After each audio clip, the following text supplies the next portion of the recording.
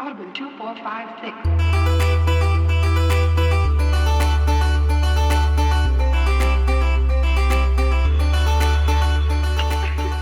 Hello everybody, my name is Eric and this is the second episode of State of the Save. Just starting off, want to welcome everybody back. Hope everybody played along at home, played chapters 1 to 3 of Alan Wake. Let's go around the horn. Let's introduce everybody. Once again, my name is Eric. To my right, Mr. Michael. Hello, how are you doing this wonderful Saturday? Oh, it's a beautiful Saturday. It's actually nice outside, and we're sitting in here talking about video games like it should be. Yes, absolutely.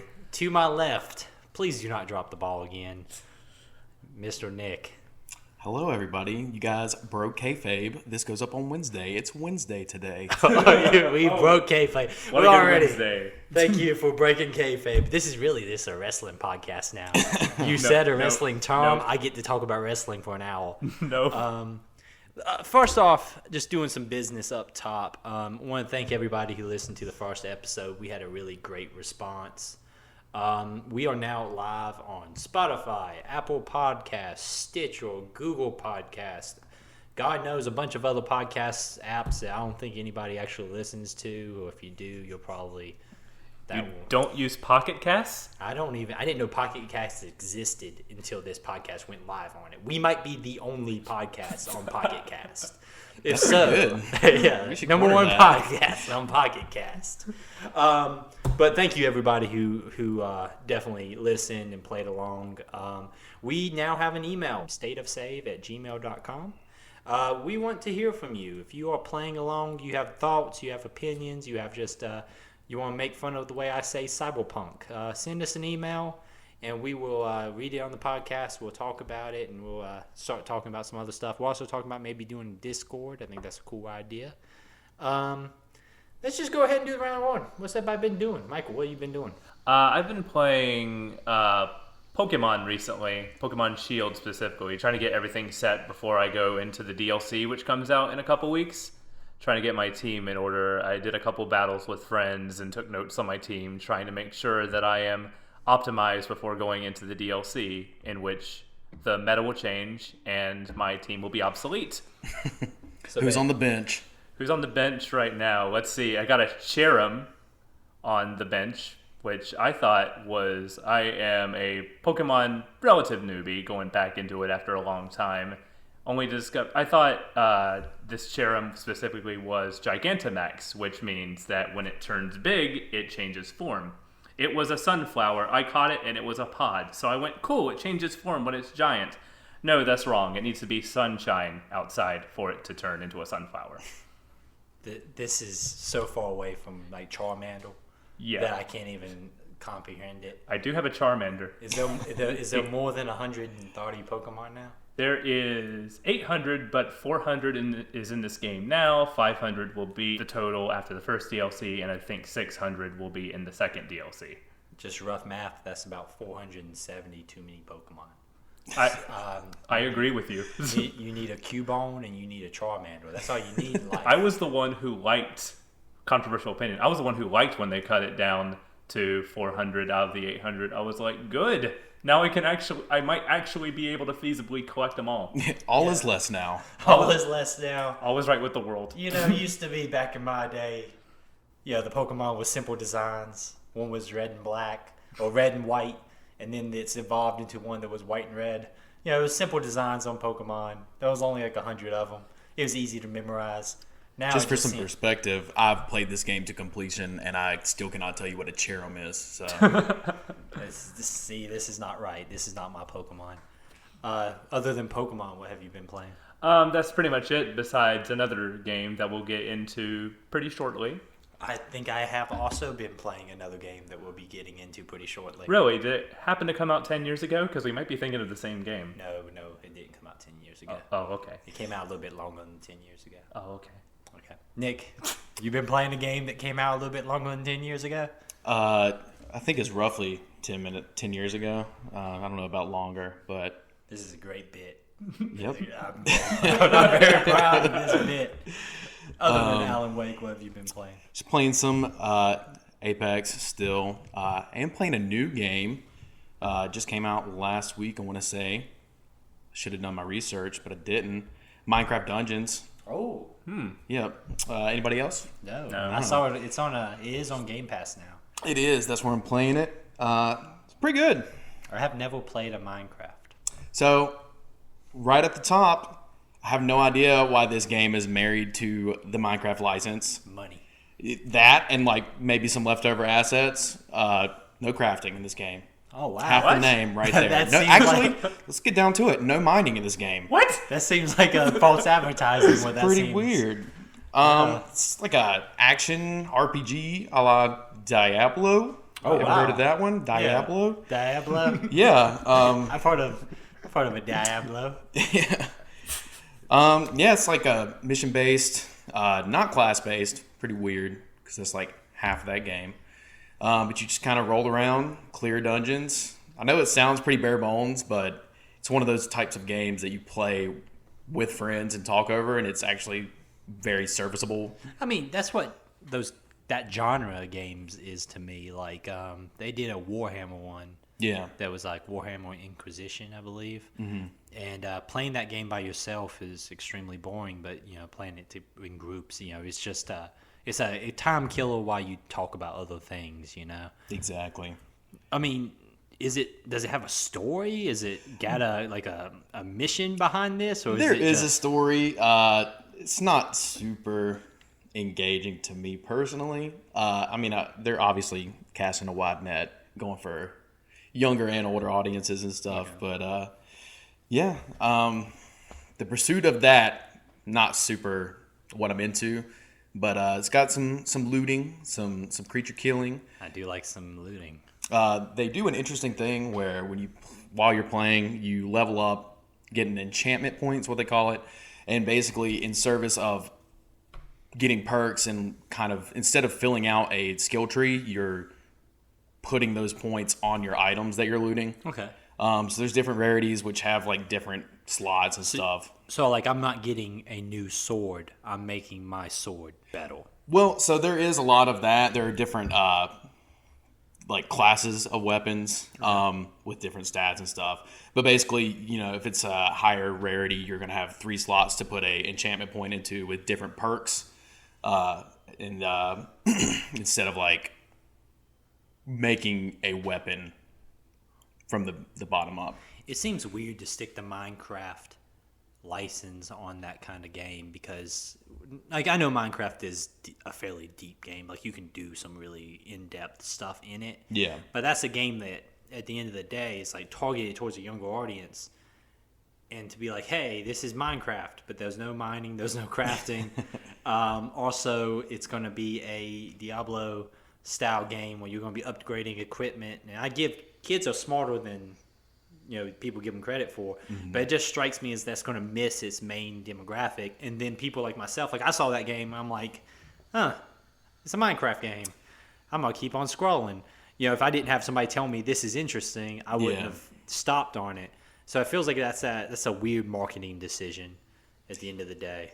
Yeah, I definitely see that. I would say that it's pretty accessible. So you plug in, you've got a character, and then you just start doing the missions. There's not like a super in-depth system of mechanics and stuff. So, I mean, comparing it to Diablo and stuff is probably like super understated on my part, but that's the closest thing that I know to tie it to.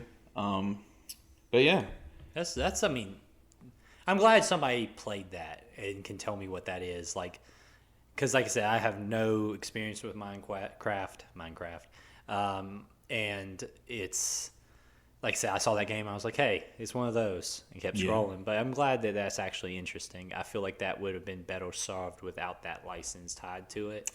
But then a lot of people probably would not have even touched it. So that's true. Yeah, I understand why. I'm still deep in the Apex ward. Me and Loba have a deep affection for each other. This whole season's weird. I did not buy the battle pass for this season because I don't really think any of the cosmetics are interesting. But she adds a weird level of abilities in that game. Well, being able to pull loot is simple concept. It's, hey, I'm not going to run around and find this stuff. I'll just pull it from the shop. Mm-hmm. But when you deploy that in a tactical sense, where it's like, I'm not going to go get that care package. I'm going to sit here, wait for someone to open it, and then steal it right in front of them. Yeah. Or I'm not going to go find the vault key. I'm going to steal something from the vault. And it'll trigger an alarm and stuff, but I still got my gold, armor. She just adds a lot of kind of hidden capabilities in that game that, aren't very surface level. It's not like an Octane where it's like, I run fast now. Right. Cool. She kind of, you can dig into her abilities and find new ways to kind of change how the game plays. She's very good when you're playing a very singular style game where you're just kind of doing your own thing and someone else is walking in their own area. Mm-hmm. It's very hard to play as a team with her because so much of her capabilities are like, I'm going to throw my teleportation and get out of here. Well, the only thing you've done sucks is for you. Yeah, it sucks for you, buddy. I mean, I hope you can get out of that fight too, but I've left you behind and you're getting, killed down there. But she's added a lot to that game. I'm back into it 100%. Also played some Void Bastards. Okay. Yeah. Which is a pretty good game. I fell off that for a while, but got back into it. That's a game where I play a single run. I die in that run, and then I don't pick it up for a day. I play a single run, I die in that run, and I don't play it for the next day. It's a cool game. It's got a great art style.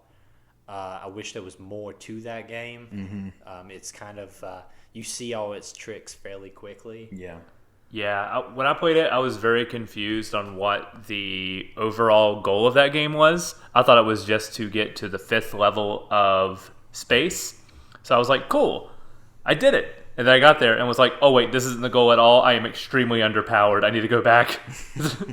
And that's something that, I feel like a sequel to that game will be fascinating. Yeah, absolutely. It's a proof of concept, and the concept works, but it's not 100%. It's a great time killer. Play it for an hour, go from there. But it's they're going to make a killer sequel to that game one day, and it's going to be great. And then I've been playing this other weird game called Alan Wake. Have y'all played Alan Wake? Heard of it. I played the first 3 chapters of that game. Wow. Should we talk about that? Yeah, we should talk about that. I just want somebody to say greatest segue on Pocket Cast. Somewhere on Pocket I'm sure that is already attributed to this. Yeah, between being the top Pocket Cast podcast and now the greatest segue on Pocket Cast, we are going to be huge on Pocket Cast. Let's talk about some Alan Wake. Yes. I have some feelings on Alan Wake. Going around the room in one sentence, somebody tell me how you feel about Alan Wake. I will start to give you time to think about this. Alan Wake holds up, but also is of the year it came out. Mm-hmm. Yes.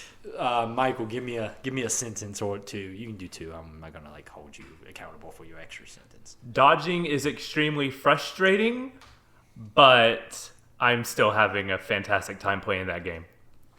Nick, hit me up with that sentence. My sentence is, this game does a great job of setting an atmosphere. It's all atmosphere. Yeah. I mean, I will say this. I played this game very late at night last night, and it bothered me. So I've been almost exclusively playing this game in the dark with headphones on. And maybe 3 minutes in, I'm just like, this is not too bad. And then you hit a certain point where it's just like, oh, okay, I am mildly disturbed. The sound design in this game is amazing. Yes. A good pair of headphones is a must. No doubt. I visibly feel uncomfortable when I play it, and it's not even like a horror game uncomfortable. I just played Resident Evil 2 recently, the remake, and that game didn't make me feel like this. This game generally makes me when there was a bright sunny day outside in this game, I breathe. And then at night you just feel this sense of dread, and that's something it holds up for a game that's over 10 years old. It still makes you feel that way. It makes me how I felt like when I played the first Dead Space or something like that. That atmosphere is they nailed it on that aspect. You start the game off in the classic dream sequence. basically, hey, this is a tutorial. We got to show you some stuff, so we need an excuse. Do a dream. But it walks. Like, it has that good, cold, open feel. It introduces the combat very well. Kind of how does everybody feel about that initial first impression? I thought it left a very good impression, especially with the voiceover kind of like laying the groundwork. And one line that really stuck out to me was he said, "The unanswered mystery is what stays with us the longest." And someone who, in middle school especially, got really into Stephen King books, that especially holds really true. There's a direct Stephen King quote in this game. It does not try to hide the fact that this is a love letter to Stephen King. Oh, it is.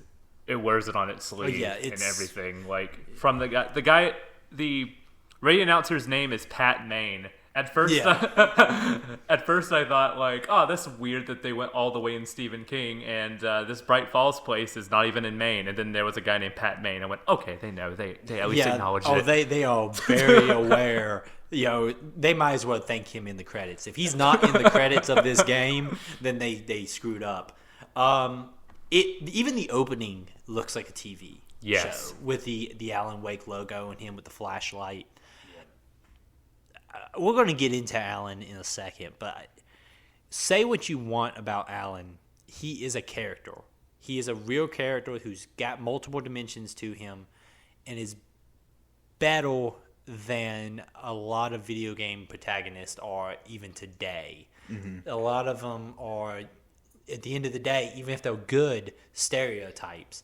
Alan's got multiple dimensions to him, and they let you see that from the get-go. Yeah, this was especially around the time of the white, short, brown-haired hero that was in every single game. Like, he looks like a Nathan Drake type. There's a live-action poster on one of the girls' walls of worshipping Alan Wake that just looks like Jake Gyllenhaal. Yeah.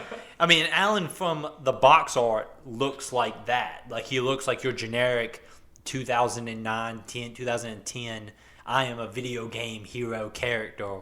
But there is a lot more to him. I could see, if this game was made now, him still being an interesting character that holds up. Because I feel like games even now don't do this kind of level of character walk that well. The tutorial doesn't have a ton to talk about. It establishes the mechanics of the game. It establishes the use of the flashlight, which we'll be talking about a lot. I mean, that is the mechanic of this game, light and darkness and all that. But when you wake up and you are put into Bright Falls, they do an awesome job of establishing a place. Like, this feels like a place. It feels unsettling. And it's also extremely empty, which is both fitting for the setting of the game, but also it's 2010. You can't have a ton of people running around in your very detailed ward. It's kind of, how do you guys feel when you were on that boat? Kind of, what was your impressions of it? My first impression was of going from like the action-heavy dream sequence to the daytime on the boat. My first thought was like, wow, this motion blur looks really weird during the daytime. Going left and right, just seeing like the blur and halo effect on his head. I tried to see if I could turn that off. Yeah, I couldn't find a way to turn it off. I couldn't either, but I got used to it relatively quickly. Nick, tell me about your opinions on Bright Falls when you arrive. I think that is a good point that Michael makes. There's like a pretty stark contrast. And what's interesting about being dumped into this scenario is that you see this kind of like on the back of the tutorial, where it's like, oh, this is just the tutorial. This might have been like the danger room. And, now we're back in reality and it's all good. But moving forward, you see, there's a lot more of a tie between the tutorial and the game than there really is in like other games. Yeah. The tutorial fits the game. Like, you use the danger room, and that's like that's a great reference. Yeah, it's not just like a blank space. Like, there's a whole like X-Men trope where every X-Men comic that's like a #1 starts in the danger room, so you can be like, and this is Cyclops. He shoots lasers out of his eyes. Like, it's that vague, this is an excuse to explain everything. They fit it in pretty well. The running theme of this chapter is going to be that Alice is not that great of a character. Compared to Alan, And compared to almost everyone else I've seen in this game, Don't you dare disrespect Barry. I'm not. No, I have a note that says Barry is just my extended family. All right, I got most of my family is up in Philadelphia. Barry's just them. All right, so I can't say too much about that. I please hope if they hear this, love all of you. Well, you're all great people, but. No, I'm not making fun of Barry. We already met the best character in that diner. I hope he shows up again. The biker with the eye patch. Yes. Who just wants to listen to Coconut. This is the only thing that I don't get. Okay, so these dudes, you walk into the diner, there are two hard-looking dudes in the back. One's got an eye patch, and then they're just like, they just sound like your grandpa. It's like, what's going on? I like to think that they're like the retired bikers. Like they used to be like paralegals or things like that. And then when they retired, they bought themselves a Harley and threw on a jacket and ride around in the northwest. When you come off that boat and you are going into the dino, a couple of things that are weird. One, Alan doesn't drive apparently, which is kind of like just a weird fact. But also when he goes into the dino, you're introduced to Rose, who's going to play a bigger role in this game, I guess. And every character you run into in this game seems to have a purpose. Like they seem to pop back up, except those two guys who are just like, hey, y'all want to hang out and listen to some tunes? And I don't know why, but like Alan, this starts the list of Alan being an asshole to everybody. No doubt. He is an asshole to Alice, and then he continues that fact all the way through this first 3 chapters. And these guys don't seem like the kind of guys who would put up with that. Yeah. But they just let him be an ass. Like, they're just like, cool, man. Did you play the music? I guess we're okay then. That dino, the lady who you encounter, whose name eludes me, that is in the hallway. Scared lady. Yeah, the scared lady. I think is her name. I know she's popping back up, and for some reason I did not write her name down. I don't remember catching it on the first walk through that hallway. No, I don't think that you get it. I do know that you're told that she walks for, I believe, the newspaper. Mm-hmm. The only thing that really gets me is who walks down the completely dark bathroom hallway, then gets come up behind by a creepy lady who, mind you, does not disappear when that scene is over. She just you walk there. away. You are the one that Yeah, walks away from that. she just I thought it would be it's kind of weird that she just stands there, and then her model changes obviously because it goes to that lower quality model. But yeah, you just kind of walk away from the creepy lady in the dark. Get out of my bathroom now. Yeah, it's very odd.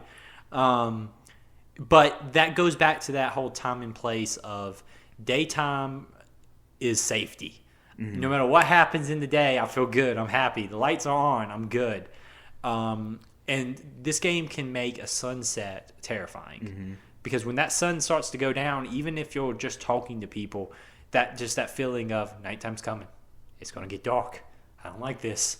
They do a great job with that. When you leave the dino and you start heading to the lake, it just, kind of establishes like, hey, don't know if you noticed, but the sun's going down.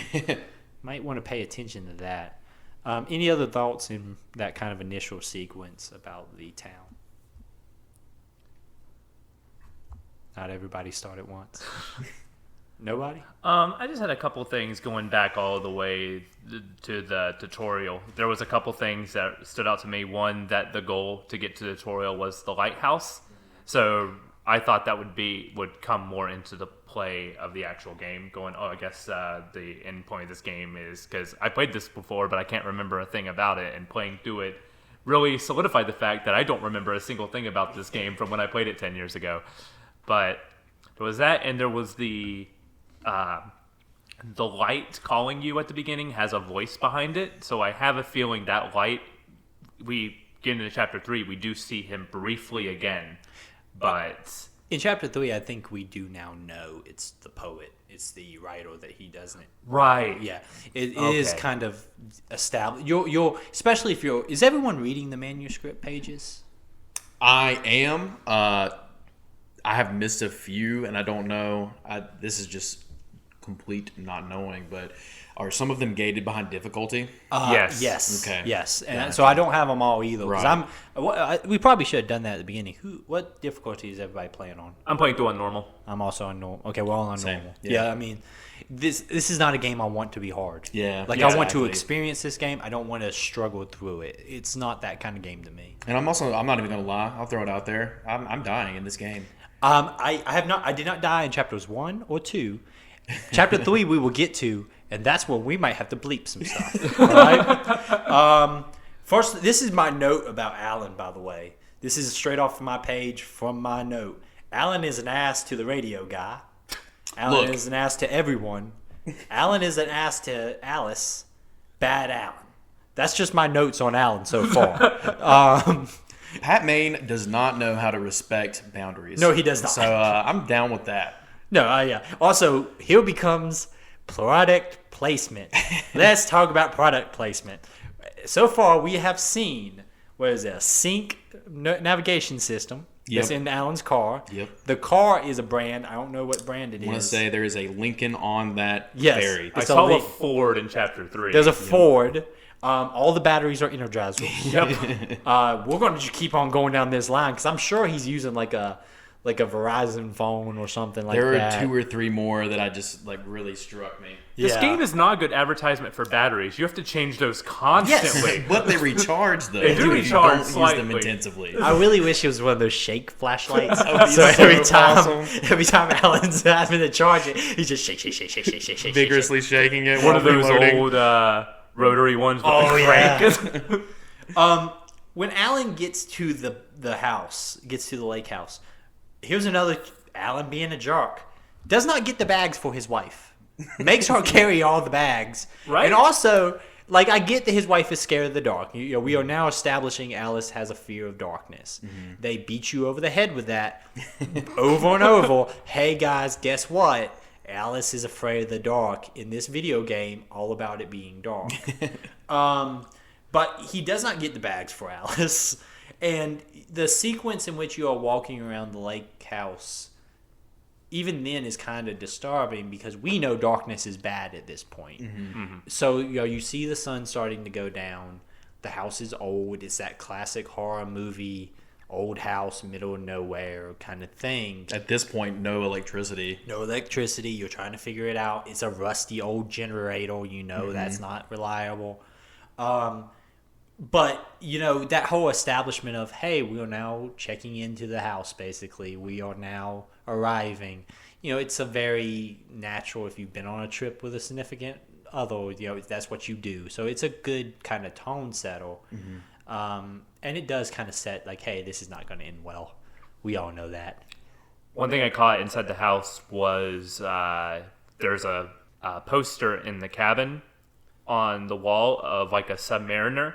And there is in the tutorial in that cabin where like the game showcases its sound design for the first time, going, this is the sound design for the game. We're really good at this. There's like a Submariner on the wall too. So I've been just waiting for that dude to show up. I know he is in here. Gotcha. Because I think you get a slight glimpse of him in Chapter 3. I'm not 100% sure. Okay. Go ahead.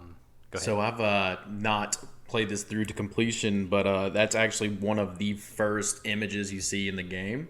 In the tutorial, you walk down the stairs and turn to the right.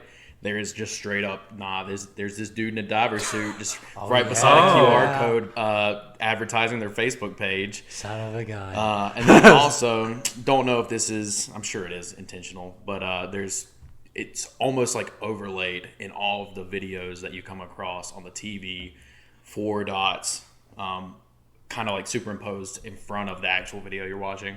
That's also I did not right. notice that. We're going to talk about the videos in a sec. Night comes, Alan and his wife have a conversation. Alan gives up on sexy time very quickly. Alan goes upstairs. There's Alice in a state of undress. T-level undress. This is a rated T game, apparently. I did not realize that until I started shooting people and realized there was no blood.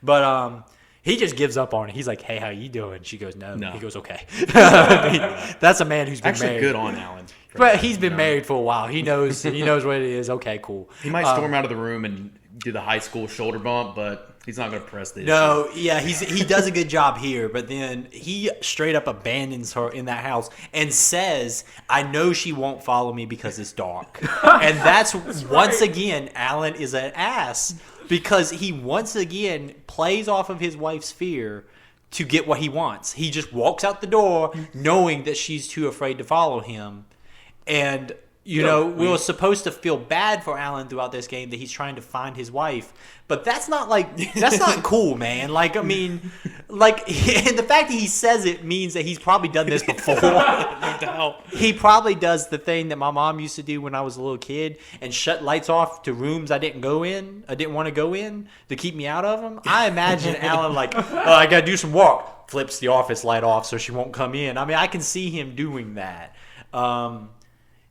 And then, we get the big scene where, obviously, Alice is removed from the situation, cast into the lake, and thus begins our adventure. Kind of, what were your feelings on? I mean, we knew it was coming, So once that happens, we do the hard cut to Alan waking up in the car, I believe. Yeah, that's right. Halfway down cliffside. Once again, this game looks beautiful. Like, that's one thing that really kind of takes me back on this game. This game still looks really good. For sure. Alan's model looks really good. Alice, not so much. Her voice actress, not so much. But most of the models in this game look pretty good. The environment looks good. It helps that you can do that murky darkness because the game uses that. Yeah. But when you come out of that car, you feel like you feel alone, you feel disoriented, and that whole combat sequence through the woods feels good. Like, and the enemies make sense that they're there, right? Because it's a lumberyard, so dudes with axes. Okay, that makes sense. I can see why these dudes with axes are here. And the game kind of does that because, like, when you're chased by the cops in Chapter 3, spoiler for Chapter 3, those are cops chasing you at that point. Like, it corrupts people who make sense of why they're in the woods. And is there anything y'all really want to talk about that sequence? Going to the gas station? That is where I took the atmosphere note, because I don't know if you guys are playing it like I am, and I'm kind of just walking around flipping over stones.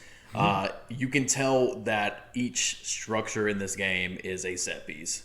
So you're walking towards the gas station. There's a cabin on your right side. This is also something that kind of you get like almost a tease of it in the first part before you wake up. But you walk into that cabin for the first time, there are footsteps upstairs. Like, that's another thing where, like, if you've got headphones on, you hear everything, and everything just kind of freaks you out. And I might be over-exaggerating here, but I feel like the footsteps follow you around the cabin, and it sounds accurate. Yeah. Like, it sounds like, okay, he's above me. I know he's above me.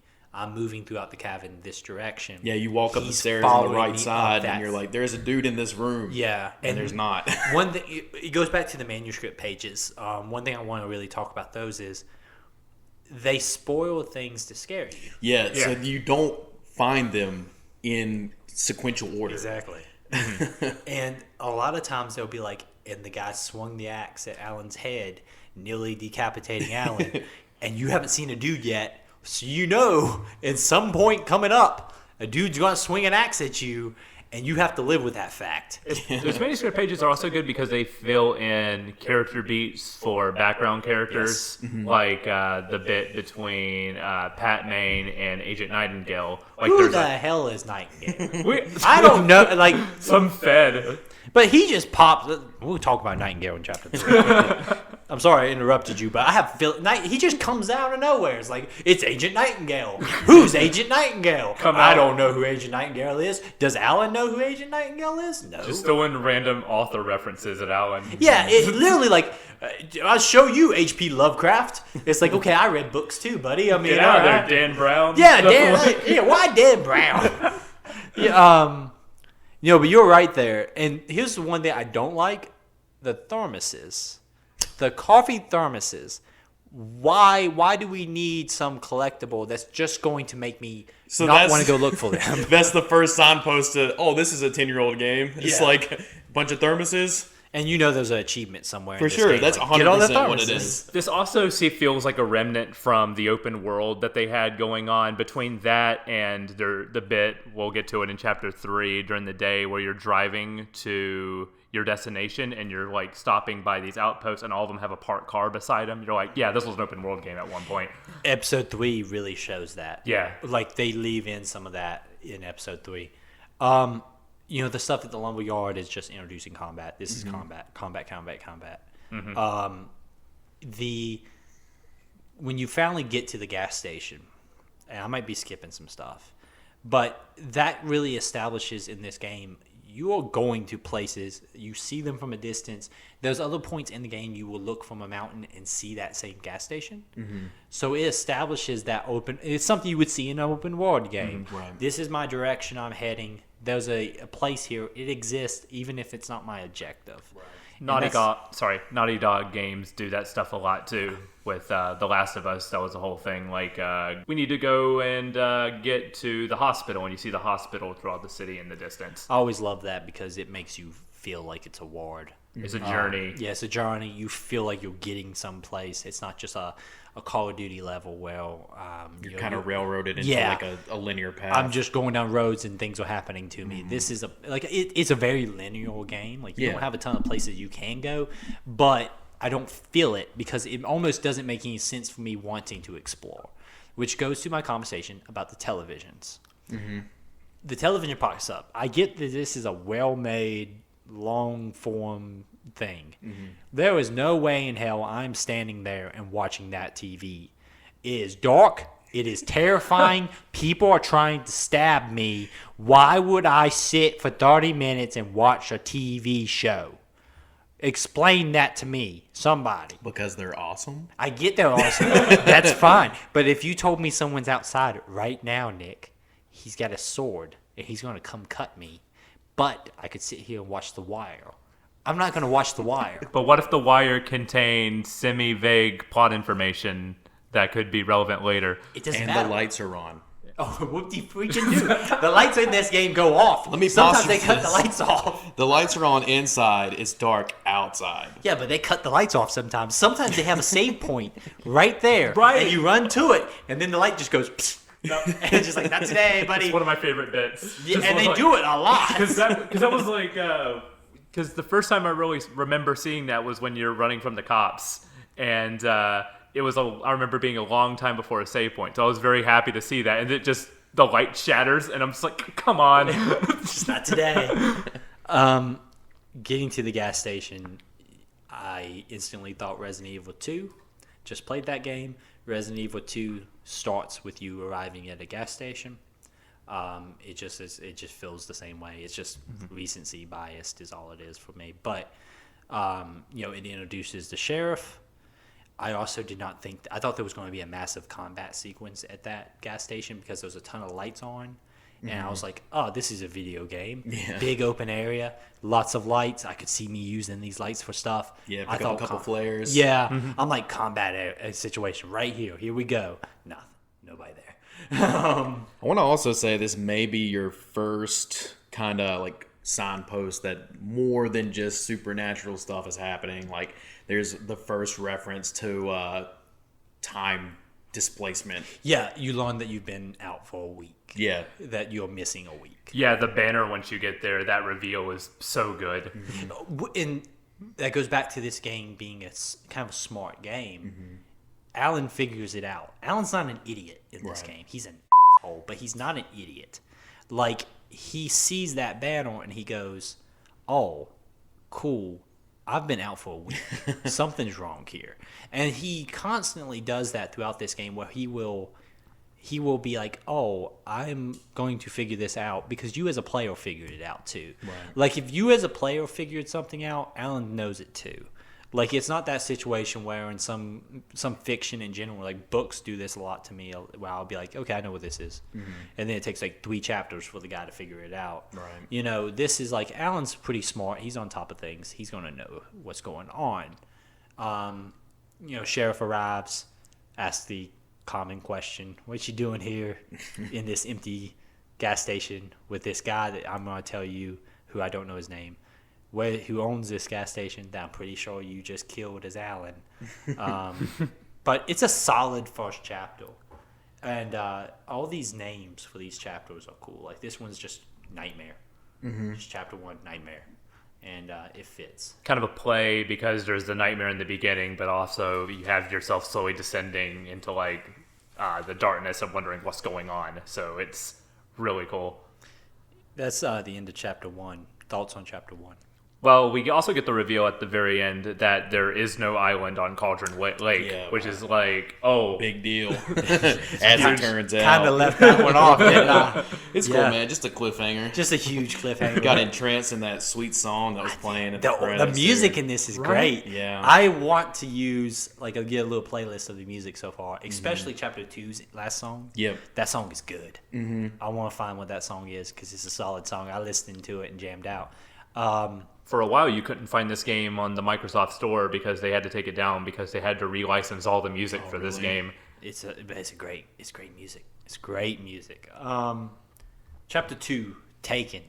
Another good TV title. Like, and you really think about it, it's kind of on the forefront of that kind of prestige television because 2009, 2010, this would have went into development. 2007? It was shown at E3 2006, I believe. That's where this is the beginnings of your Walking Deads, your House of Cards, your kind of prestige television style shows. It does that trope pretty well. With the previously on. I think time has only been kinder to the style in this game. Yeah. I just want to point out that meme that everybody is that's saying there needs to be an old man feature. Like that's it, man. Yeah. This is Alan Wake. It's like this is what you just did. Here's the main controls you're gonna use. Like they were on the cutting edge on that. Yeah, it's smart. It makes you be like, hey, I know you probably didn't play this for a couple of days. Here's what's going on. When I'm playing this as one chapter per sitting. I'm playing it with at least 3 days between each chapter. Yeah. Daggum, it's nice to be like, hey, last time you saw me, this is what we were doing. This chapter starts in the police station. It starts with it actually starts in New York. It starts in New York. The flashback. With the flashback where you see Alan and Alice in happier times. It's a pretty good little flashback. I love the about the author headshots that are on that are hanging up in Alice's graphic design studio. He's doing every dyed hair, doing every cliched pose, like him leaning on the wall, him like sitting down with his hand on his knee. I read a lot of noir books, and those titles are just straight up bad noir story books. One of them's a reference to Max Payne, Remedy's game before this, because there's Alex Casey, the fall of Alex Casey. Well, there's a Max Payne stuff in chapter 3. I have a statement about Max Payne, but what I also like about this is you see that Alan has a better side to him. Like, he's not a complete jerk. Like, he is jaded. The world has made him jaded. He's made some bad decisions, but he's also frustrated because of the fact that he hasn't written a book in 2 years. That 2 years of writer's block is kind of weighing on him. Yeah. And that's why Alice kind of Trojan horses him into this vacation. Yeah. Being like, oh, we're actually here for therapy. Yeah. Alan's a jerk. Yeah. But he's got some legit reasons beside it. And that makes it a little bit more sense why Alice puts up with it. Because you can see her being like, hey, I understand why he's like this. Life is not going well for him right now. Yeah. But this whole chapter beginning in the police station, the only thing I want to say is don't let cops have your phone. Because they straight up, he just like, hey, I charged your phone for you. She looked through Alan's phone. You know she did. Don't let cops have your phone. And also, Alan doesn't know how to make coffee. Because in New York, he clicks the button, puts nothing in the coffee machine. Maybe they're just always on, dude. Like, it's just like always got to have that quick access to the Does coffee. it put water in there? It's there. It's just there. I mean, in my house, dude, we have a little reservoir where we fill up several cups of coffee, and I just every morning at the ready. before I do my morning I'm not that rituals. prepared in life. It's like a 20-minute process just to figure out what the thing is, just to get it going. There's also the thing in the New York flashback. He gives Alice his clicker. The clickle, yes. So I have a feeling that's going to end up coming back later on. Oh, yeah. Because they wouldn't have this flashback just to set up that piece if it wasn't important later on. I like also that it's pretty much made obvious that he makes it up on the fly. Because she straight up says, "You made that up, didn't you?" And he does not say yes. He's like, "Yeah, kind of, sort of. Does it matter?" You know, and I like the fact that, but that's something you do in real life. Like that's a human moment of you have a significant other that is nervous or scared about something, and you're trying to cheer them up. That's a human moment. It's something that you can tell who wrote this game kind of understands relationships a little bit better than a lot of video games. It's not the BioWare thing of give you gifts and I'll talk to you every day. Talk to you every day, and therefore you'll fall in love with me or whatever. This is like, hey, in reality, people are complicated. That's a cool moment, and it's a cool kind of line just of the concept of, he probably made that up right from the get-go. He's a writer. He's a storyteller. Every single character in this game feels like a person, which is something huge in games in 2010. Oh, yeah, where 2010 people were just for like, sure. Yeah, except probably Agent Nightingale, but... Who the heck is Agent Nightingale? Why is he... Another thing that I really like about this game is that Alan's not a bad writer. If you read the manuscripts, it's pretty well written. Yeah. Like, and I know that sounds dumb. Like, of course you need to have his writing be good if he's a good writer. But a lot of video games write subtext and little text, and a lot of video games do a very bad job of doing it. This is actually pretty well written stuff. After BioShock, every single game needed a collectible that expanded the world in some way. But this one is one of the better examples of that. Because it's actually tied into the story. Some things will just have little note pieces around that have no connection to the world, just useless information. But this especially tied to the story, being like the manuscript pages having so much weight, it really works for this game. Also, we run into the bikers in this. Isn't that one of the bikers in the jail cell? It is not. It's not? Was it? I thought he was a I don't drunk. think so. I mean, he was a drunk. That much is clear by the way that he just... I'm trying to have a conversation in here with this cop who just stole my phone and charged it and probably looked through it. Did you turn the light on for the prisoner? I did not. He's a wife beater. Oh, They throw that in there at the beginning. I did not know I missed that Dude part. gets drunk in public and then goes home. Maybe it's not his wife. Maybe it was just like an altercation. Either way. Nah, dude. He's asleep by the time you get back to him. I feel horrible now. I missed that point I'm not going to help you out, bro. Because he says his friend was taken over by an alien, so we don't know if like the person who he did hit was possessed by the darkness or something, and that's why he was taken in. Because that's what I took from the altercation. If he hit his wife, then that I might was be something. off base on that. Maybe because I'm having another conversation with this cop and he's like yelling, like, "Yo, you want to turn this light on?" This is also, we received the phone call from the kidnapper claiming he has Alice. It's really the kickoff of what the purpose of this chapter is, and the next chapter after it.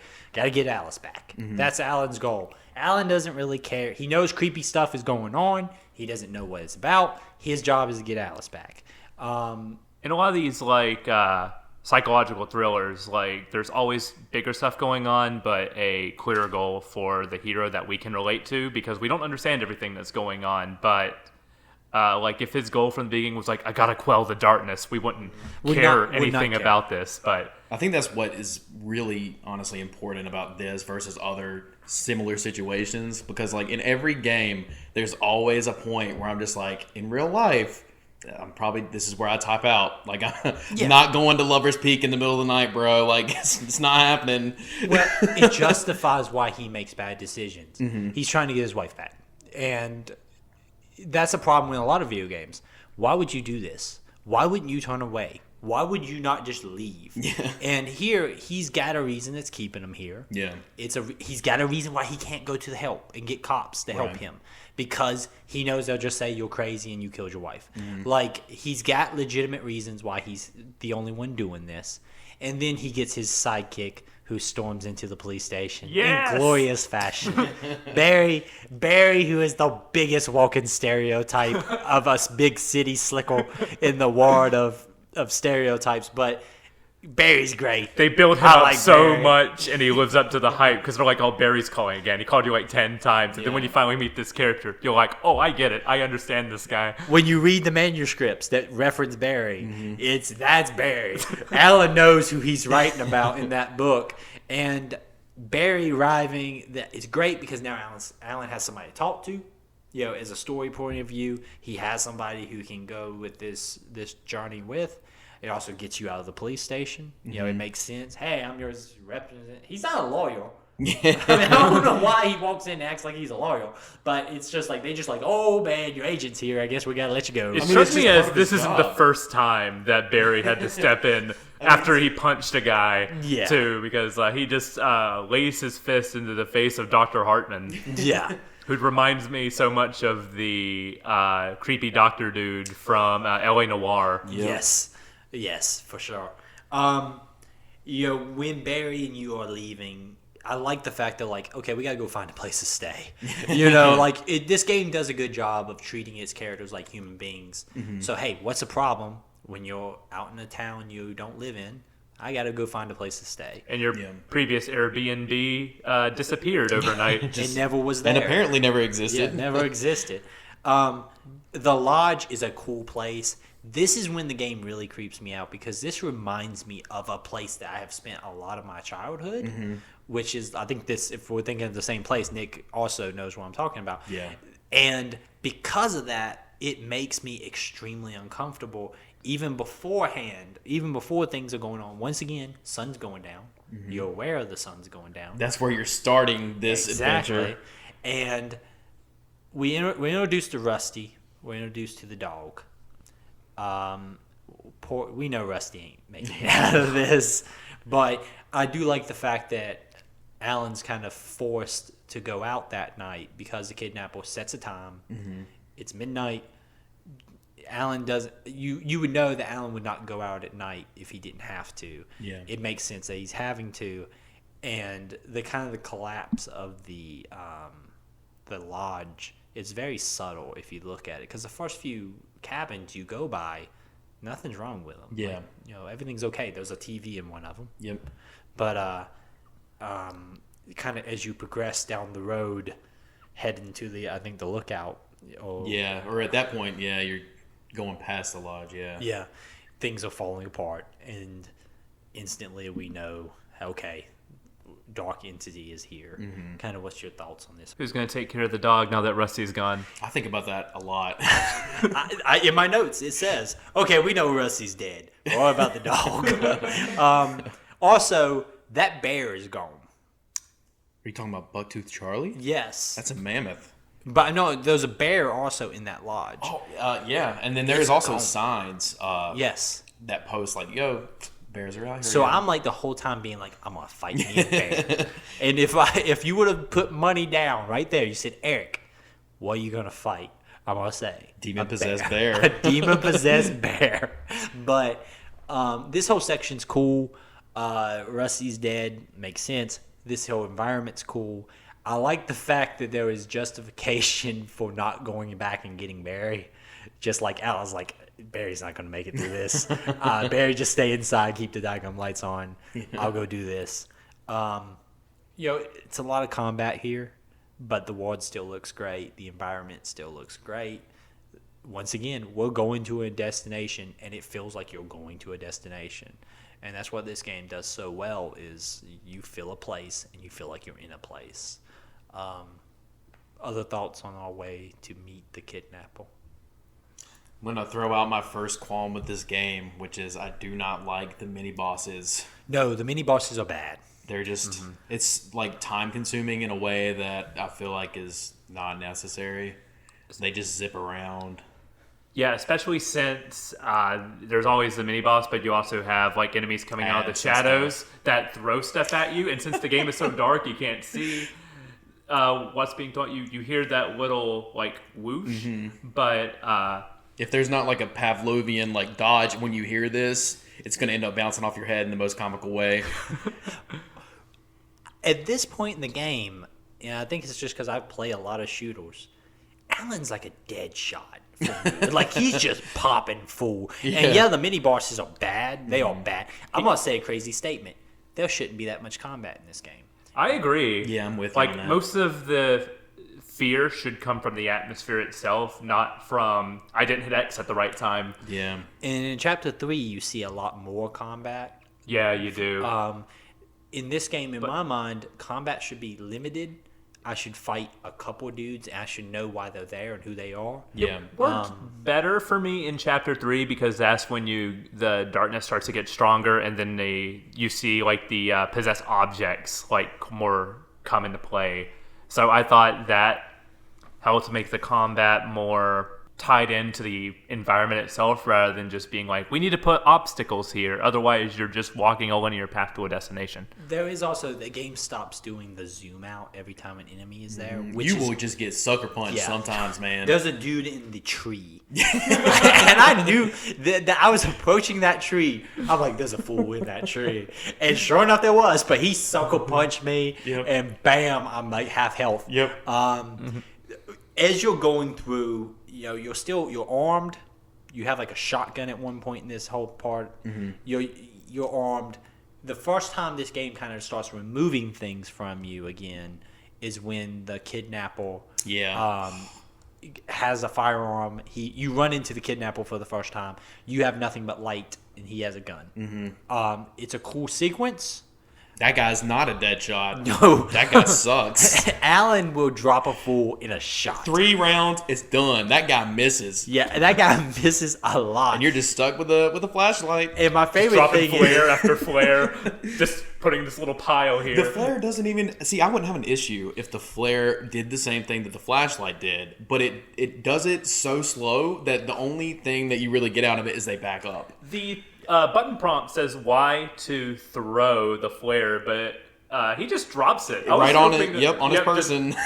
well, he does the same thing with the flashbangs. The flashbangs, that's not an overhead throw. like he an just kind underhand lob, of he kind of drops it. Like it's like a pitch in football. Yeah. It's like, and this goes to the running back. And it's really hard sometimes to aim those things in a direction of like, hey, I want to try to put it between these group of guys. So a lot of times what I was doing with the flashbangs is just dropping them at my feet and let them all come at me and then hoping it sets off before they do. The kidnapper with a gun is a cool scene. We're introduced to who the kidnapper is. This is when you're told that you have to get the manuscript, I believe. Yeah. At the end. Because he didn't have... When you talk to him the first time, he doesn't say what he wants. He just says, meet me here at this time. The game having a chainsaw guy is just RE4 reference. He literally kind of makes his appearance like the RE4 chainsaw guy with the revving, and it makes sense. Tree falls down, he busts the gate open. It makes sense. You find the page about him first. Like and you're super just like, early in no, the not this chapter. guy. You know he's coming. And let's talk about bathroom guy. Oh my god. I know there was a guy in those bathrooms. But they get you on the way out. Yes, they do. I went into the women's bathroom first. Me too. What does that say about me? I do not know. But I went and checked the women's bathroom. Then I went and checked the men's bathroom. I knew he was in that stall. I walked with very tactically, guns right there, ready to go. You have the sequence with the television. Hey, look at TV in the bathroom. Well, Alan on the TV is a live action guy. Yeah. It's creepy. And there's a sequence I want to talk about in Chapter 3 that generally made me kind of visibly shiver. But then they get you on the way back. And I'm going to talk a lot about RE2 Remake a lot. But RE2 Remake does that all the time, where it's like, here's a room you've been going through 20 times, already. And on the 21st time, bam, out of the glass comes the zombie. The one time you've already felt comfortable and nobody's in there. But it scared the crap out of me. It got me too, man. Yeah. I've jumped so many Thank times you. in this game. I appreciate that. I'm supported there. Michael, did you get scared by Bathroom Man? He's the guy who just shows up at the door out of nowhere, right? No, he kicks open jumps the out of a stall. stall. Oh, right. When you're walking, you just got done sitting there for maybe 3 seconds watching the little FMV thing, and then you're walking out because you see the car from the bathroom. You're like, okay, that's where I'm going. Let's get in this truck. That's and then right. bam, they should have threw a little flush in there or something. You also get the flare gun, and that's just the BFG. Oh yeah, Flare gun's just the BFG. Hey man, you got the flare gun now. whole groups of enemies are dying. I like that it's a flare gun, but that does feel very satisfying when you get that flare gun. And once again, it's a time and place game. You walk your way back to the cabin. Exactly, yeah. The game doesn't just say, okay, and then it ends here, and then next time you see, hey, I went out, did what I needed to do, and then I came back for Barry. And we knew Barry was having a bad time with the bards. It's just a reference to, was it Hitchcock? Yeah. It's just a Hitchcock reference. They outright say it. Yeah, It's straight. The game, and I don't know if that's good writing. Like, if I'm making a reference and I just say I'm making a reference, but it doesn't make it feel corny. Right. I think it's better to at least say, and it feels better. It's like, okay, we know what we're doing. Right. yeah. And then after you, of course, you get back to Barry, you now have the objective of we got to get the manuscript, and then Rose calls. If we're just going to skip by all the infuriating birds, I just a general consensus. I had saved all my flares up to that point. Me too. So it didn't do as much for me, man. Really? It's every time I played this twice up to this chapter, I feel like the game is bugged just by how slow it is to kill these birds, man. The birds are also not scary to me. Yeah, they're they're the nuisance. It's the flood in Halo. Yeah. I don't like fighting them, not because they're so scary I can't deal with it. They're just not fun to fight. I would rather deal with another guy with an axe. it's like the flood. The first time you encounter them, it's like, oh, this is really tense, and then every other time it's like, I just want to move forward. Give me a big alien dude. The fact that the darkness corrupts Rose makes all the sense in the world. It also bums me out because I like Rose. She's that innocent small town. It's a stereotype again. Well, that's what fits. honestly is like a testament to the writing in this game. It's just like every time you're introduced to a person, they are this archetypical, very like stereotype of a person. Like, this is a girl that works at the diner. She's a waitress. She's a little ditzy. But then it's just like, nah, she's actually like a big player. And the way the darkness is talking through her is terrifying. If you read some of the manuscripts that talk about like her perspective on it, you feel like it's very violating. Yeah. And it comes across that way. It makes you feel really uncomfortable about how it's the innocence thing, right? Anytime something happens to a tough guy, like you kill a Marine in a movie, okay, but you hurt a kid. Yeah. Now it's on. It's the dog thing. You shoot a dog, you're gonna die. Right. But John Wick's gonna come get you. but if you shoot a Marine, it's not. It's just that whole weird hierarchy that we have as humans. Also, the end of episode 2's song is amazing. Yeah. Yes. Great song. Chapter 3, Ransom. Right away with the exposition Google search from Barry, just dropping a whole bunch of backstory on the lake, Thomas Zane, Cynthia Weaver, all of that good stuff. That was a little lame because also, does Barry strike you as the kind of guy who's going to go hang out in the library?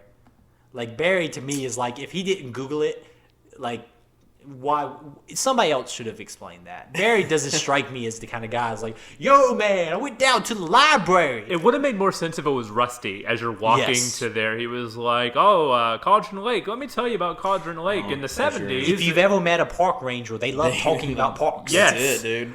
Yeah, that would have been better. The trailer park feels super comfortable because it's bright outside.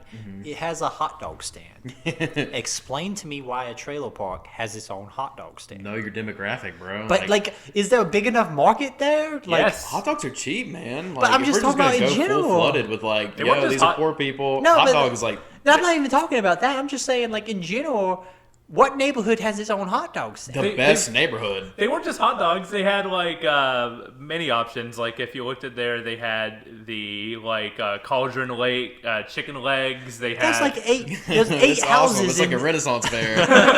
there's like the Asgardian chicken sandwich or something. Where I was like, what? And then I got the went out of the way in chapter 3 and got the manuscript about Mjolnir going. I was like, is there some Norse mythology stuff going on in this game? I'm very confused by that element. There's only 8 freaking houses in this neighborhood. If you ate there every single day, still, is that enough overhead to justify your stand. I mean, if put it's it a down stand- there at the freaking dyno. Compete with that dyno. That's terrible. This is bad. If you're listening to this, do not Rose follow is- these rules. Rose is the only one walking at that dyno. That dyno is not bringing in a ton of profit. You as a hot dog stand man can outdo that dyno. I tell you, you can. Don't tell me those bikers of a small town is this diner. Did we mention about that diner that there was a cutout of Alan Wake right at the door? It's Rose's. Yeah, she's it's like, I'm Rose's. just gonna put this here because I'm here all the time. Yeah. But like, as an employee, you don't get to just decorate the restaurant. Who says? But I guess she owns. Where's her boss? Does Rose own Did the she diner? go? That's what I was thinking because she's the only one there. She's the only one they make reference to at the diner. Yeah. When she has an interview with Pat Maine, just some random waitress. I have a feeling she's the owner of this diner. You know what? Good for Rose. Yeah, she's I'm gonna say this. Rose, my favorite character in this game. Just content over here, silent content, because Barry is the coolest. the Okay. biker who loves coconut is the best character. In He's this not game. he's not a character. He's a god. Okay. Rose being messed up and no one noticing weirded me out. Like Barry and Alan are up to this point, and we've been talking about this. Fairly smart people. Obviously, Rose is out of it. Not to mention Obviously. Barry almost infatuated. Oh, Barry wants to. Yeah, Barry wants some of that. He's got it's on multi levels. Like she's a customer. She likes the books. Like Her house lights are all off, and she's just standing there in shadow, going, true. "Welcome, please come Hello. in." And you're just like, "Our red flag's not yeah, that's going just off." like nah. You come out here. But like the fact that they sit down and get coffee from him. Like guys, something's up. Be some. Come on, think here. I did love Barry, like, I put in all caps, Barry just saying, "This is really good coffee." I'm just like, it's just coffee. He shakes his shoulders too. He's like, yeah. I love coffee, but I've never, like, go, "Man, this coffee." That's like some is George delicious." Costanza level of excitement right there. But Rose roofies him. I mean, she talks about wanting to be Alan's muse. This is when you get one of the best cutscenes in this game. Because there was the scene with Alan when he's floating in the lake. But then there was the scene when he wakes up. And you see Alan on the TVs just at his eyes staring straight into the camera, overlooking Alan. Yep. And then the head of Barbara pops over Alan's head and tells him something like "wake up" or "I'll be seeing you" or something, or "start writing" or whatever. And he wakes up and is just that scene in particular, the way it's choreographed, creeped me out beyond measure because it was just like, oh, please don't get so close to a camera, sir. It's just the way it was choreographed was great. My note for that whole scene is, I didn't take a note on anything happening in that scene, I just put, "This is insane," and I'm hooked. Yes, but also you walk around Rose's trailer a little bit and you feel bad for Rose because you can tell she's kind of like your stereotypical innocent person. She does have the shrine. It doesn't look like she updated her room from when she was 13, though. Which why it made me feel worse because it's not like a stalker's room. It's not like a stalker's room. It's like a 14-year-old girl loving in sync room. Like it's that kind. It's not. You don't get the vibe off of it like Rose wants to like cut his hair and put it in a. Like it's just a. It's like this is a person who probably has never really met anybody famous, and she really loves this writer. She thinks he's super dreamy, and she has his. It's not creepy, and it makes you feel worse about what has happened to Rose because you're like, this person doesn't deserve it. You can make an argument that Alan kind of deserves some bad stuff to happen to him. He's a jerk. Yeah. You can make that argument. Rose is an innocent bystander being hurt by things that are happening to Alan. And when you go out into the living room there, she's not right. Like she's been like, and I think the manuscript even makes a reference to like she's not going to be all right. Yeah, like she's on fetal position on the floor, just rocking back and forth. Barry's out. Saying like, because whenever you attack the Taken, they're always saying something like, "Make sure you sign in at the check-in desk," or something. My favorite one on chapter 1 being, "It's rabbit season." Elmo Fudd out here. Yeah, she's just saying like over and over again, "Welcome to the dino." Yeah. And you go out to get the car. The guy's the owner of the trailer park has called the cops, as you should. Yeah. Because two big old city slickers went into this girl's trailer and never came out, and she's Yeah, I could see him being like, something's probably wrong here. Yeah. So good for him. He makes a wise, Yeah. honest decision there. Be like, I need to call the cops because I don't like where this is going. It's a veteran move there, Trailer Park Guy. Yeah, it is. But then Nightingale shows up. Who is Nightingale? What's his deal? And why does he have such a hate for freaking Alan? Like, he shows up like he is strung out on coke. Just like, for the past 20 years, I've been hunting you down, Alan Wake. Alas, we meet again. And I don't here's even know you, bro. me as the player, I'm like, what's up with this guy? And like, I thought that, there's been some manuscripts that just reference him, but not enough to tell you why Alan cares about him. Then there's a Max Payne reference because as you run away, you get the bullets in slow mo going past Alan. Yeah. One at a time, and it's a cool moment. And then begins one of my favorite moments in this game, which is the police chase. That moment was so cool with like the flashlight for you in this up until this point being like a tool of power, and now being used against you because you don't want to stand in the light. Right. So it's the one time in this game where it's like, oh no, light bad, dark good. Yeah. Also, first death of the game for me, I fell off a bridge. My first That's death. the first death? I did not die in this game once to an enemy. You will start. Let's start the countdown for number of times Eric fell off of something, because this is not like a modern game where like you fall off the edge and the guy catches it in the last second. Yeah. No, Alan just ragdolled. Oh no! But my first death was when in chapter 1, right when you get out of the car, you're supposed to go left. I went right, going, let's see what's down this ledge. Oh, there's nothing down this ledge. Big Bertha with the chainsaw got me, man. Like, he's two scary. hits. I didn't die to him. Like I said, I have not died to an enemy yet, knock on wood. But but that I fall off a lot of stuff. My next note continues to be, who is Nightingale? He's yelling at you. He's yelling Arthur's name. I'll get you, J.R. Tolkien. Get back here, H.P. Lovecraft. Yeah, he straight up calls you H.P. Lovecraft, which is like, At that moment, oh, come on, man. You don't even know me. Yeah. But does the bridge count as a mini boss?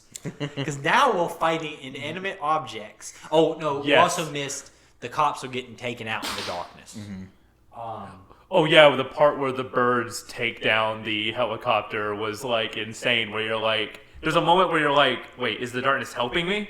What does it need me for? Well, it's the idea also that, this isn't just affecting me. Mm-hmm. Yeah. Like, these guys are... Like, there's a scene where the cops are out in the dark in the woods looking for you, and you're hearing them scream on the radio and stuff. They're getting attacked, and it is the classic like Predator thing of something's out here with me.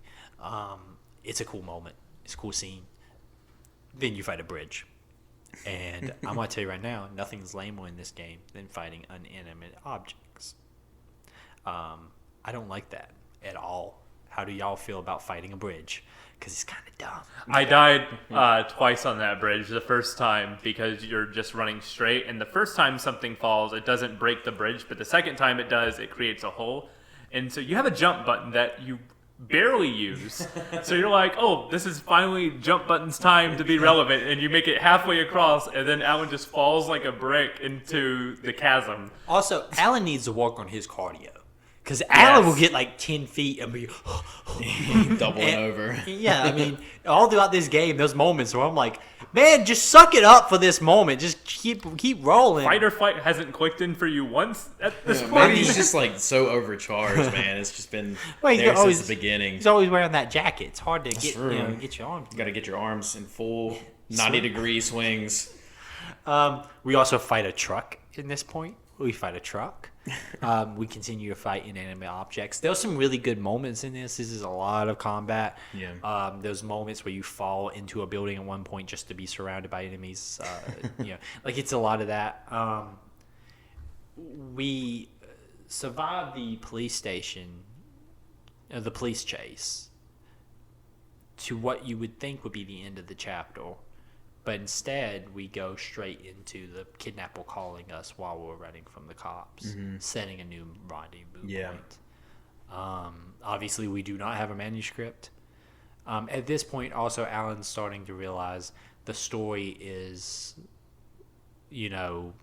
leading him along. Right. That he's wrote this story before, and he's following the events of the story. And that's it's implied that the Alan that we keep seeing on the TV is the one who wrote the manuscript, Yes. right? Is that It's the Lost 7 Days. Oh, right. Yeah, it's the Lost Gotcha. 7 Days.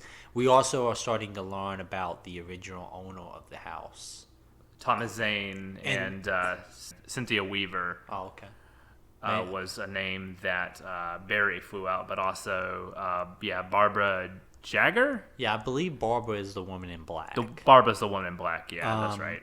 You know, and I like the fact that when Alan gets to the house originally, he notices the books. He's a writer. He notices the novels. And he's like, I have no clue who this guy is. And the concept of he was apparently very successful, but no one remembers him. Yeah. We also learned that he was an avid diver, which plays into the diver we see. And we learn about Barbara being his, I guess, wife, girlfriend, whatever. And that she was taken by the darkness. You're learning this kind of throughout this section of the game. It's starting to kind of put some of this into perspective.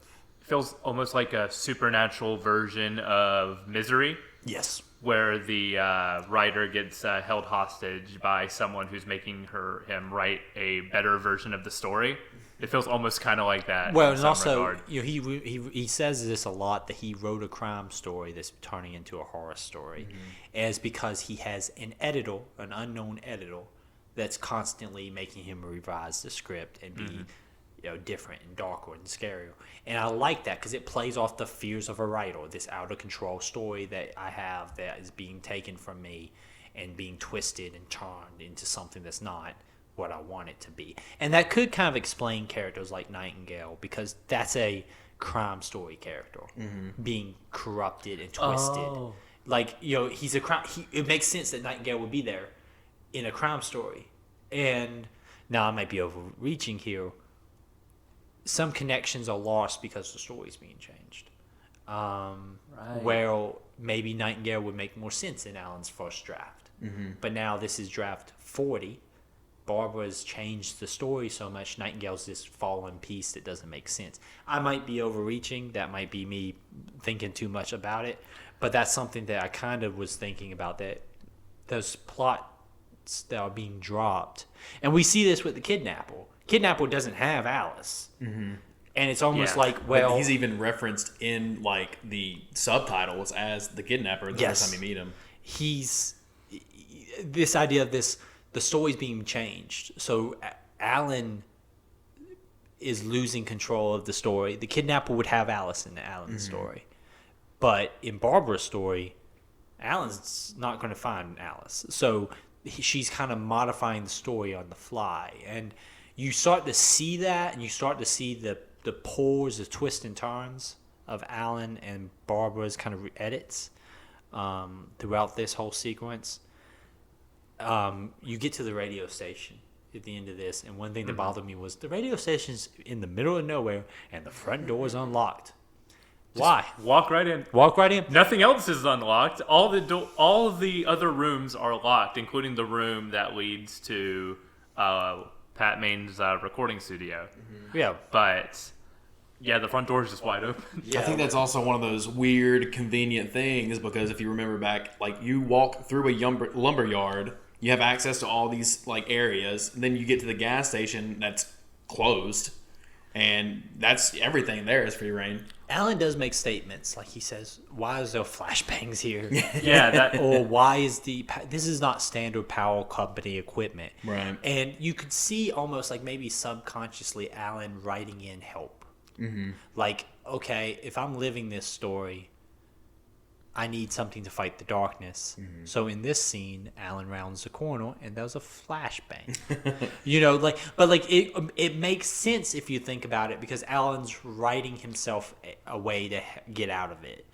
And he references that. Like, that goes back to Alan's not dumb.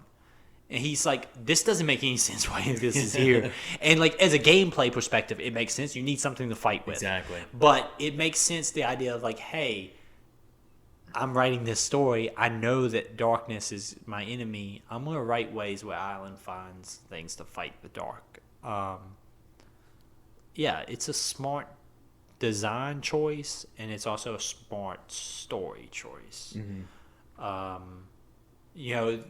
thing at the radio, once again, we're going towards the destination. We're going towards the radio station, and we get there. Going back to the random items there's like messages and arrows leading to chests. Do you think that is Alan writing that in, or do you think those are left by Thomas Zane or something else? So another weird thing that I was picking up on, again, I'm not played this game through completion, so this is all brand new, but you start seeing like it's written in this fluorescent paint that's only activated by light. Yeah.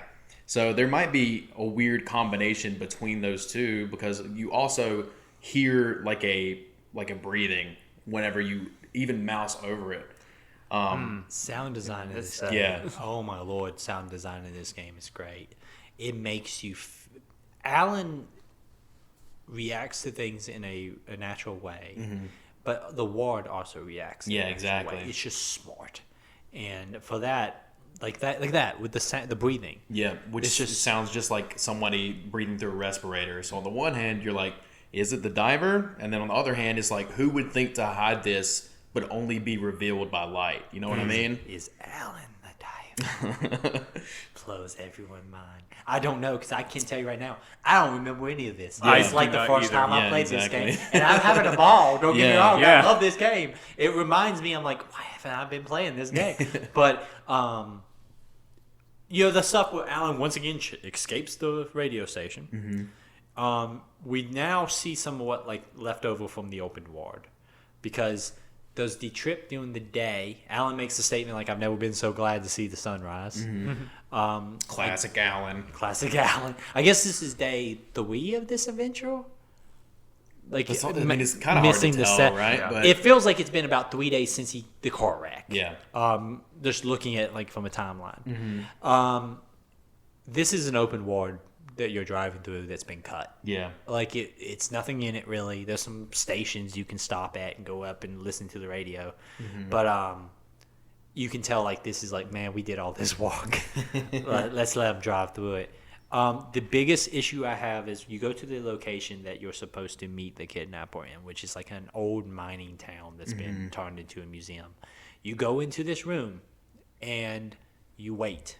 And now I don't have issues with Alan waiting 12 hours because it's his wife. He's not going to leave. Right. But I do have issues with the fact that things start to go bad. You can't walk out the door you just came in through. The game's like, no, that door's locked now. How? I'm inside the room. This makes no sense, game. You're a game that tries to use a lot of logic. Now I'm mad. I just want to get back to my car. But the game then kicks you through the mining town. We knew that was going to happen. Yeah. Once again, we saw this place when we drove in. Daggum, we knew we were going to be fighting our way out. During this time, you also get a call from Alice. Yes. And it just, something seems really off. Like she's very calm about the whole thing. Like, hey, Alan, if you have a moment, you should probably come and find me if you can. Just checking in from summer camp. She sounds like Rose. Exactly. Yeah, she sounds like Rose. So it's 100% a trap. Yeah. Like 100%. We fight a bunch of inanimate objects. We fight a lot of dudes. There's a point when you can get in a car and just run over a bunch of guys. Yeah, like the bit where you have to like turn the power off. And then you just find the car and go, like, you could run all the way over there, but you could just take the car and just make it a whole lot easier. According to my notes, second and third death, both of them say, fell again. Not the bulldozer. The bulldozer got me a couple times. I just fall off of stuff. Because your dodge is so short. So whenever that bulldozer is coming to you and you're also taking your dodge to dodge a sickle thrown at you, you'll dodge it and then go right into the path of the bulldozer. Right. Which takes most of your health, as it should. Yeah. We eventually do get a call from the kidnapper who's changed the location. Classic kidnapper. Classic kidnapper. When we do walk our way to his new location, there's a sequence on like a cart that's strung across the valley. You fight some birds. It's not a good sequence. Anytime you deal with the birds, More it's birds. not good. But this whole sequence is good. we're starting to also realize, hey, this is not about the kidnapper anymore. And the game straight up tells you that when you get to the kidnapper, and it's like, oh, we never had her, you know. Surprise. I also like the fact that Alan's plan is just to beat the fire out of the kidnapper and beat him into submission. Like, I'm gonna give him the pages I have, but if that doesn't work, I'm gonna torture this guy. Like he literally says, "I'm gonna torture this guy." Listen, well, all three of us are married men. Yeah. You would torture that guy if you Yeah. had to. Like, it's once again, Alan's reacting in a rational way. I'm going to beat this man until he tells me what I want him to know. Yes. If not for like the implied act of, yo, I kidnapped your wife, but it's just like, dude, you've been wasting my time this entire time. But making me going out in the dark. This is a moment that's also referenced in the game where there's going to be a moment where he comes across the darkness and has to reach for a flare. It's in a manuscript page, and that's what happens. Yeah. You know, he's grabbed by the darkness. It's almost like a tornado at this point. Yeah. Grabs the flare, pops the flare, falls into the lake. Once again, it's all a ward. We're all connected to these locations. Yeah. Like an open ward game would be, almost like this was one at one point. And then we cut to, into chapter 3. It's a long diagram chapter. It's a good chapter. What's your thoughts? Where we're at now? Who do you think the hand is at the very end trying to pull Alan out of the water? Is that, you think that's Thomas Zane? It's either the diver or there's a character that disappears, and that's that doctor. Right. I was wondering if it was him. I feel like he needs to come back at one point. Oh, because the last manuscript page you get before it says it's Alan waking up in Hartman's clinic. It's Hartman. So it says, so I was like, is Hartman the voice pulling you from the lake? Is he the voice of the light? Because if it's implied that he's like in Hartman's clinic, Nothing good's coming from Hartman. nothing's good's coming from Hartman, absolutely. But Thomas, at the same time, this game, like, I feel like nothing's off limits for trying to predict where this game's going to go, because it could make anything happen and it'll work within the context. Thomas and Alan are the dual same fate in my mind. So I think that Thomas will be his own thing, because Alan is like almost trying to fight the history repeating of Thomas. Right. Thomas was a good writer who fell to this kind of essence in the lake, and Alan's a good writer who's trying to fight this essence. And there's always a woman. And there's always a lake. There's always a lake. Lady falls into the lake at the beginning of the game. He falls into the lake after almost being torn apart by a tornado. The lake is evil. Right. And when it goes back to the Stephen King thing, there's a whole point in which Alan talks about being a fan of Stephen King. And he talks about like the inanimate objects being a threat. Mm-hmm. And it sets up the fact that you're going to fight some inanimate objects. But he talks about that as, like I said, it goes back to Alan's a smart character. I like Alan as a character. Is he a good person? No. But is he a smart character? Yes. And the game does such a wonderful job of just making you realize, hey, I identify with what Alan's dealing with here. I understand he's struggling. I feel for Alan at the same time. He's not responding in the best way. Final thoughts on the first, because we're halfway through. Yeah. We're halfway through the game. Final thoughts on what's going on. I am 100% hooked on the mystery, trying to solve it, but I'm a little worried if our main questions are going to be answered, but not everything's going to be answered, because literally the first line of the game is the unanswered mystery is what stays with us the longest. Mm-hmm. So there's going to be some thread left hanging. I just hope that thread is compelling and not frustrating once we get to the end, because I know not everything's going to be answered. Mm-hmm. That's just given the story itself, but I just hope it's enough to keep me satisfied. I don't remember what it is, so you don't have to answer everything. But you don't have to answer enough. Right. It's the Twilight Zone thing, right? Mm-hmm. You don't have to tell me why I'm in the Twilight Zone, but I need to know why my character does what he does. Not to backtrack to the second chapter, but it just actually popped in my mind. I should have written it down. Does anybody else come through the plane? Come across the plane? It's a plane? There is a random plane that he references having crashed. No, I didn't. And it's miss this completely. Yeah, so there's it's obviously like displaced from time. He talks about having just heard it like crash, which I also didn't hear in the game. So I was also wondering like if anybody else got into that. But ultimately, it's just a like a fluorescent box where you can get a couple more flares.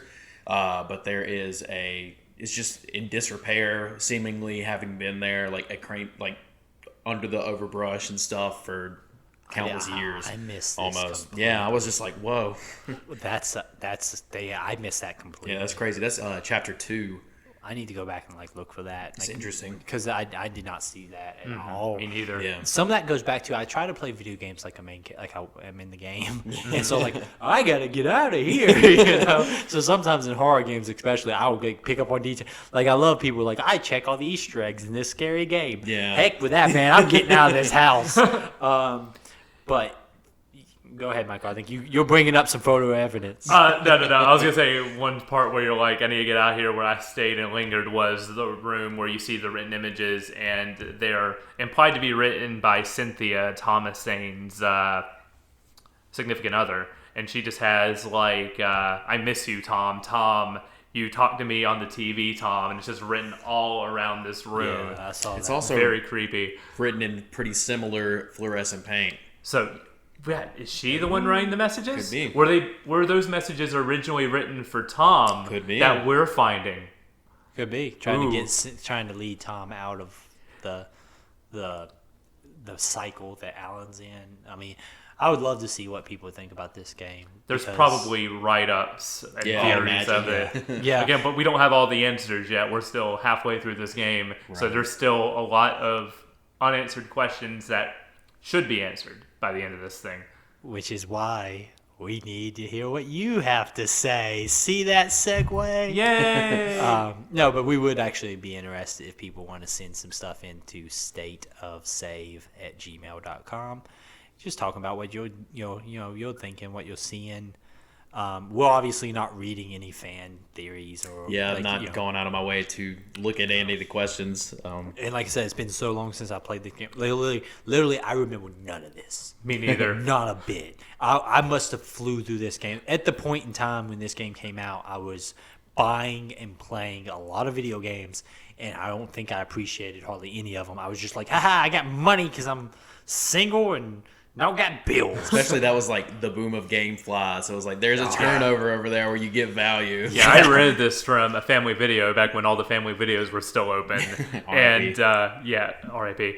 But I remember just having this for a weekend. So I was like, I can't stay and stop and, like, explore the environment. What is this? No. Scenery? Psh, I need to beeline this game. Cutscene, this is taking too long. I don't know, skip. And then get to the end, and I guess that's why I don't remember it, because I just ended up, like, halfway paying attention to the story because I just wanted to finish the thing. But this game demands your attention in all the facets, from, like, the collectibles minus the coffee mugs.